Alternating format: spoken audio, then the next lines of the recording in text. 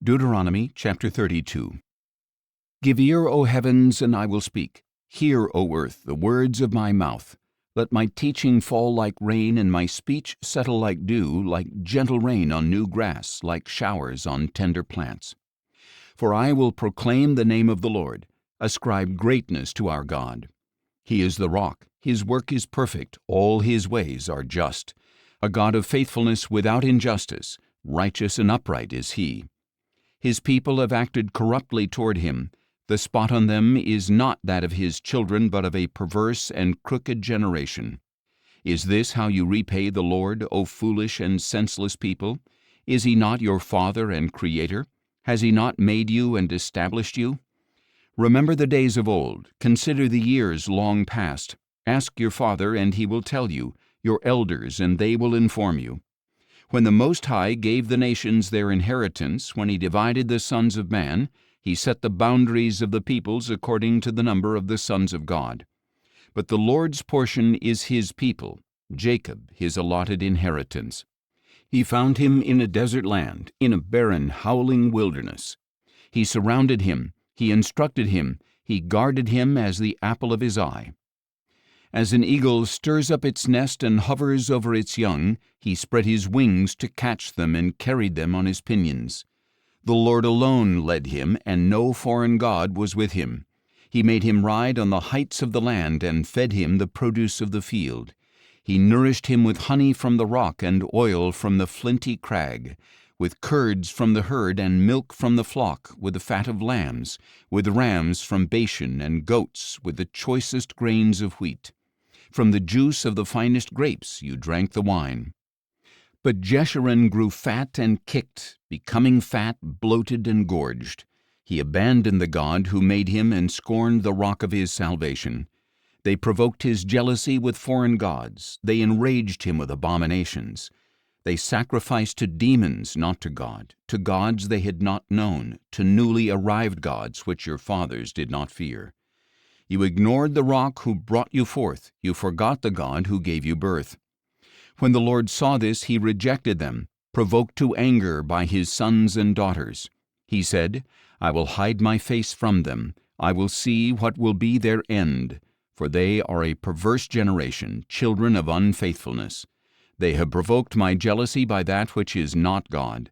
They have enraged me with their worthless idols. So I will make them jealous by those who are not a people. I will make them angry by a nation without understanding. For a fire has been kindled by my anger, and it burns to the depths of Sheol. It consumes the earth and its produce, and scorches the foundations of the mountains. I will heap disasters upon them. I will spend my arrows against them. They will be wasted from hunger and ravaged by pestilence and bitter plague.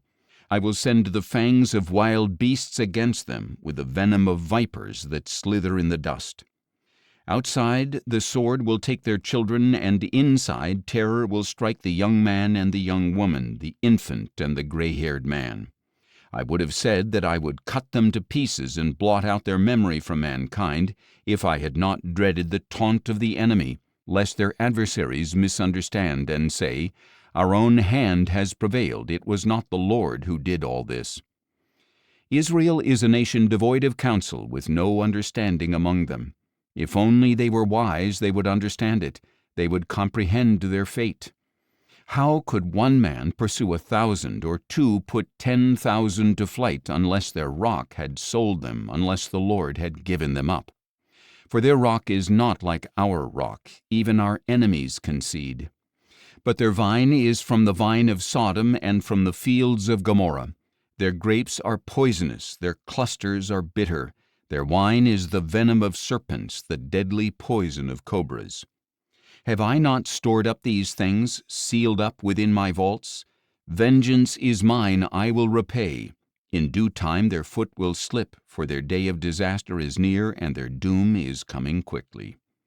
For the Lord will vindicate his people and have compassion on his servants when he sees that their strength is gone and no one remains, slave or free. He will say, Where are their gods, the rock in which they took refuge, which ate the fat of their sacrifices and drank the wine of their drink offerings? Let them rise up and help you. Let them give you shelter. See now that I am He, there is no God besides me. I bring death and I give life, I wound and I heal, and there is no one who can deliver from my hand. For I lift up my hand to heaven and declare, as surely as I live forever, when I sharpen my flashing sword and my hand grasps it in judgment, I will take vengeance on my adversaries and repay those who hate me. I will make my arrows drunk with blood, while my sword devours flesh, the blood of the slain and captives, the heads of the enemy leaders. Rejoice, O heavens, with him, and let all God's angels worship him. Rejoice, O nations, with his people, for he will avenge the blood of his children. He will take vengeance on his adversaries and repay those who hate him. He will cleanse his land and his people. Then Moses came with Joshua son of Nun and recited all the words of this song in the hearing of the people. When Moses had finished reciting all these words to all Israel, he said to them, Take to heart all these words I testify among you today, so that you may command your children to carefully follow all the words of this law. For they are not idle words to you, because they are your life, and by them you will live long in the land that you are crossing the Jordan to possess. On that same day the Lord said to Moses, Go up into the Abarim range to Mount Nebo in the land of Moab across from Jericho, and view the land of Canaan, which I am giving to the Israelites as their own possession. And there, on the mountain that you climb, you will die and be gathered to your people, just as your brother Aaron died on Mount Hor and was gathered to his people. For at the waters of Meribah Kadesh, in the wilderness of Zin, both of you broke faith with me among the Israelites by failing to treat me as holy in their presence. Although you shall see from a distance the land that I am giving the Israelites, you shall not enter it.